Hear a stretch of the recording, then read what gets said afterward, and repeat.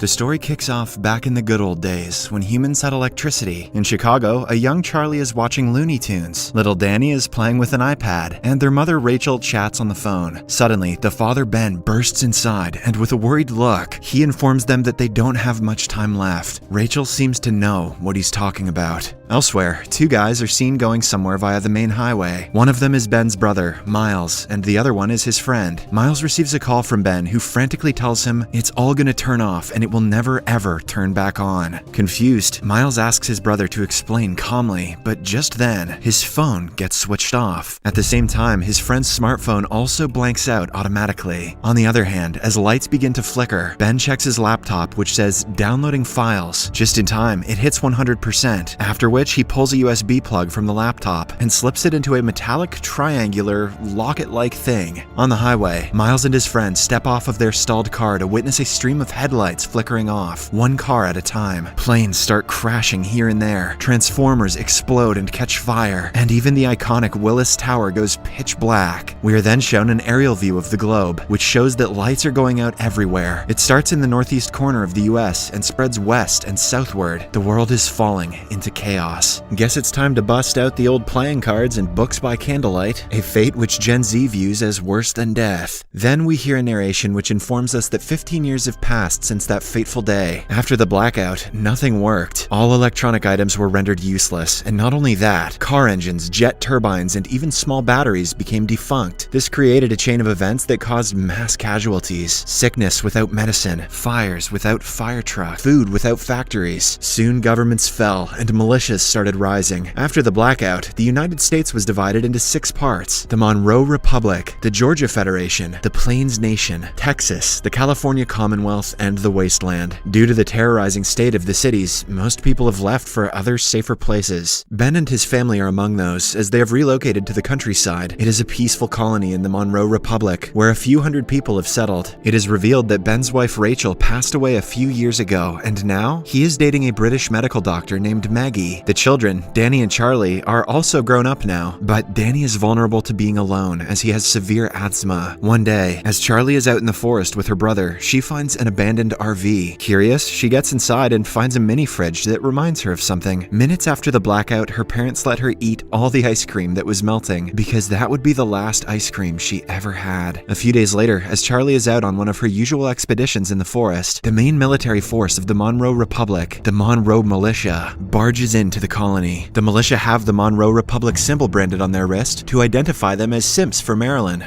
As members. As this settlement is located in the Monroe Republic, the residents have an obligation to give up their crops as a form of tax. However, Ben knows that this is more than just a tax issue. Realizing that something bad is about to happen, he approaches his good friend Aaron and hands him the locket, which contains the USB that we saw earlier. He tells him to keep the locket safe, no matter what. Then, the captain of the militia group, Major Tom Neville, asks for Ben to come with them. He also inquires about his brother Miles, but Ben replies that they haven't met in 15 years. As everyone watches in fear, the militia prepares to leave, but just then, Danny points a crossbow at them, threatening them to let his father go. Ben tries to calm the situation down, but to no avail. Unfortunately, he is the first one to be shot, and because of this, Danny takes down an enemy. Soon, the villagers also start attacking the militia, but they are of no match. After several people are killed, Tom and his army finally leave, but not before taking Danny with them as a hostage. A while later, Charlie finally arrives and finds her father lying in a pool of blood. With his last breaths, he informs her that Danny has been kidnapped by the militia, and now their only hope to retrieve him is Miles, who is living in Chicago. Charlie pleads with him to hang on, but Ben tells her to find Uncle Miles before passing away. Expectedly, Charlie is devastated by the incident, but she has no time to grieve. She packs her belongings and gets ready to head out alone, but a concerned Maggie and Aaron also decide to join her, much to Charlie's dismay. The trio travels the entire day through dangerous terrain and forms a close bond with each other. The next morning, when Charlie heads to a nearby waterfall to fetch some water, she comes across a dangerous-looking man named Nate. Since the world is plunged into total anarchy after the blackout, every new individual is deemed to be a threat, even more so for a girl like Charlie. Know what I'm saying? But luckily for her, Nate simply asks her name and then lets her go. That evening, Charlie and her group find an abandoned plane and decide to sleep inside. But unfortunately, Unfortunately, it turns out to be the hideout of a group of scavengers. The thugs hold the three at knife point, and one of them takes Charlie away. Realizing the danger, Maggie cleverly makes the other thugs drink some whiskey, which she had poisoned earlier, and as soon as they do, they choke to death. On the other hand, the final thug tries to have his way with Charlie, but just then, Nate arrives in the nick of time and saves her. The next morning, he accompanies the group, as it turns out that he is also heading to Chicago. Maggie is skeptical about the new member in the squad, and warns Charlie that they shouldn't trust anyone, but the latter reminds her that not everyone is bad. Elsewhere, as Major Tom and his army are resting, Danny manages to free himself from his shackles and flees. He runs the whole night and gets far away from the militia, but eventually collapses near a house due to an asthma attack. A few hours later, he wakes up inside the house and finds a lady pointing her rifle at him. She introduces herself as Grace and inquires how he ended up here. Danny responds that he was kidnapped, and hearing this, the woman finally lowers her guard. She also hands him an inhaler, mentioning that it belonged to her late son. Elsewhere, the group finally reaches the city of Chicago, which is also located in Monroe Republic. It's a sight to behold. Wrigley Field is covered in ivy plants. Streets are filled with fish vendors, and the Volkswagen Beetle cars turned into horse buggies. Following the information given by Ben, they reach a hotel and ask the bartender about a certain Miles Matheson. At first, the bartender denies knowing anyone by that name, but when Charlie mentions that her father has recently died, he speaks up. He reveals that he himself is Miles, but he has been keeping his identity a secret due to security reasons. He's literally the first person they talked to, so he's not doing a great job of hiding. Shortly after, Miles takes his niece inside and talks to her privately. Charlie tells him everything about how the militia killed her father and kidnapped Danny. She then inquires about why they are after her family, to which Miles responds that Ben knew something about the blackout. The leader of the Monroe Republic, General Monroe, is a cruel dictator who wants to take control over the entire country and eventually the world. But for that, he needed weapons like tanks, fighter planes, and even nuclear bombs. And since Ben was the only guy who knew about the blackout's cause, Monroe believed that he could reverse it. Hearing all this, Charlie becomes even more concerned about her brother and asks her uncle to help her, but surprisingly, he refuses. He claims that the mission is too risky and it's not worth fighting for. Distraught, Charlie heads back to her group and prepares to leave. Seeing her upset, an overprotective Nate confronts Miles and almost gets into a fight, but instead gets his identity exposed from his wrist. It turns out that Nate is also a member of the Monroe militia, and he was following Charlie and the group just so he could get to Miles. Everyone is stunned by the revelation, but before they can take action, Nate runs away. Despite his location being compromised, Miles still refuses to leave his hideout. He asserts that he will face the militia alone if he has to. Charlie and the group offer to help him, but Miles shouts at them, forcing them to leave. In no time, a large army of militia, including Nate, arrives and starts fighting with Miles. But despite being outnumbered, he uses his incredible sword skills and agility to kill the enemies one by one. Soon, Charlie and the gang also return and join the fight, making it slightly more even. Amidst the chaos, a member of the militia tries to kill Charlie, but surprisingly, Nate knocks him out before running away. After a while, Miles kills the captain of the militia group and eventually ends the fight. He then agrees to join Charlie and the others to find Danny, making everyone excited. Following this, Miles has a flashback about the night of the blackout. After the whole world goes dark, he gets out of his car along with his friend. They then return to their Marine Corps base, revealing that the two of them are Marines. There, a flash of the friend's tattoo, an M in the same style as the militia's symbol, reveals that Miles's friend is none other than Sebastian Monroe, the current leader of the Monroe Republic. Elsewhere, Major Tom and his men follow Danny's footprints and arrive outside Grace's house. Initially, the kind woman tries to save the boy, but when Major Tom threatens to kill her, she steps aside. With this, the militia barges inside the house and recaptures Danny. After they are gone, Grace covertly goes to the basement and takes out her pendant, which is similar to the one that Aaron is carrying. When she presses it, surprisingly, a light bulb inside the room starts glowing. Grace then plugs the pendant into her makeshift computer and starts chatting with someone. The guy on the other side is relieved that the militia didn't catch her secret.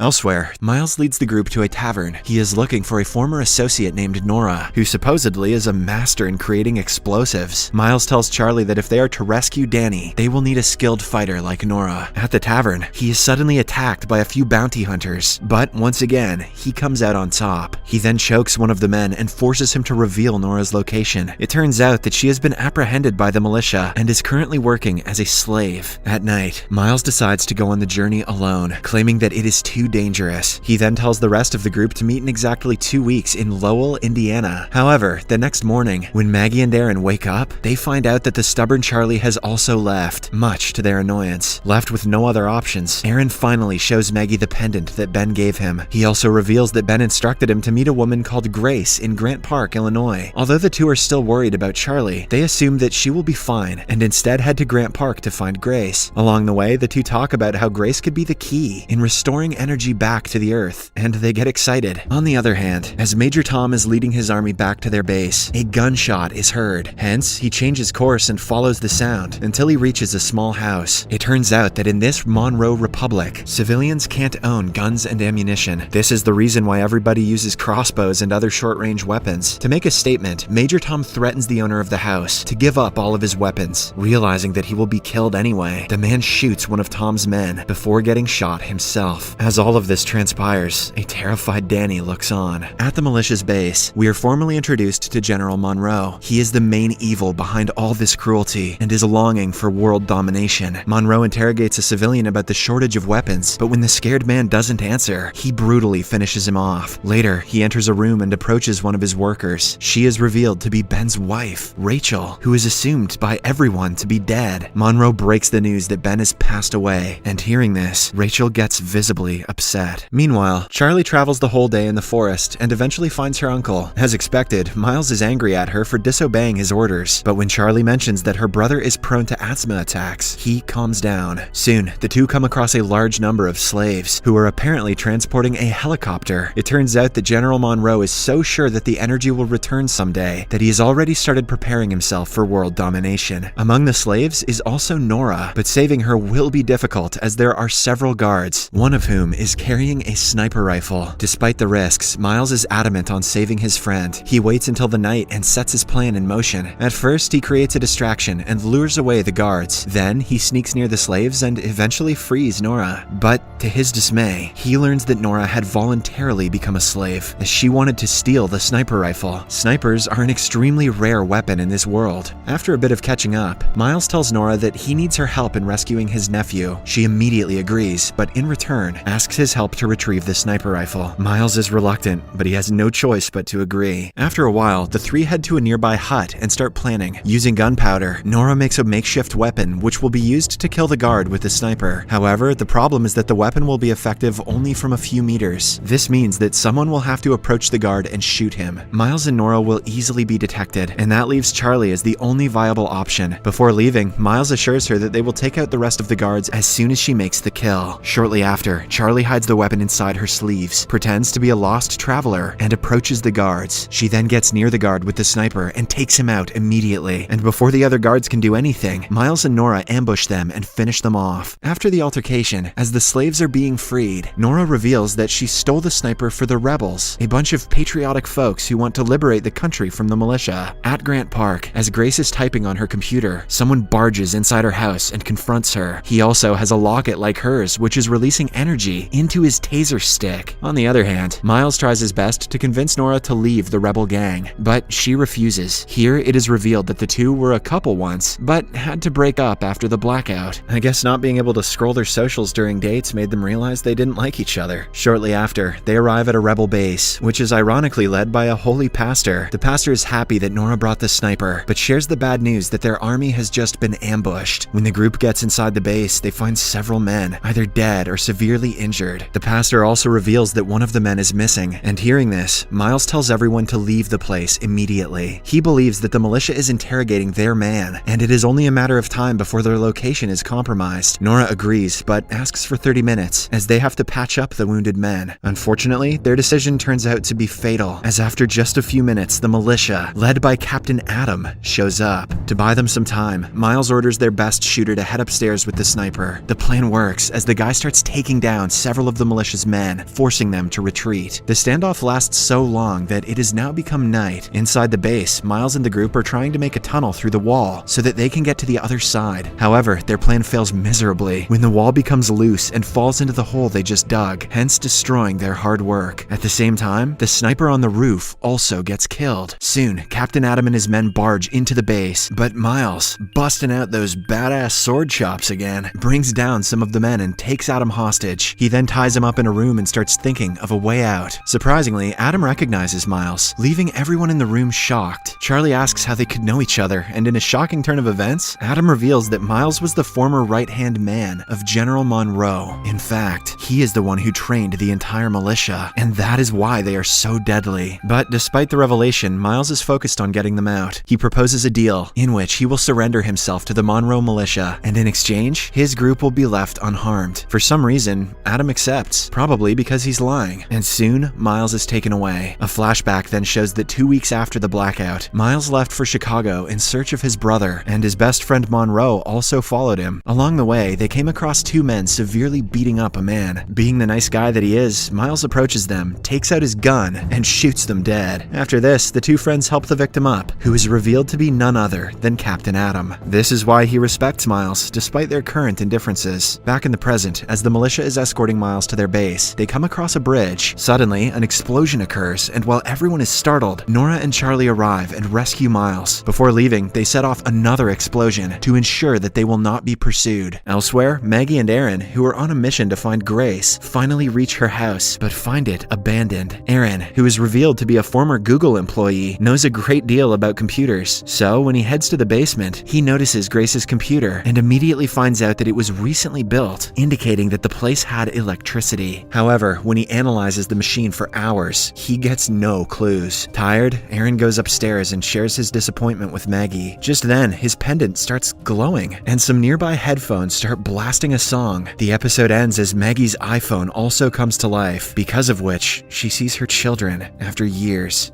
To see what happens next, watch the second part in Series Recapped.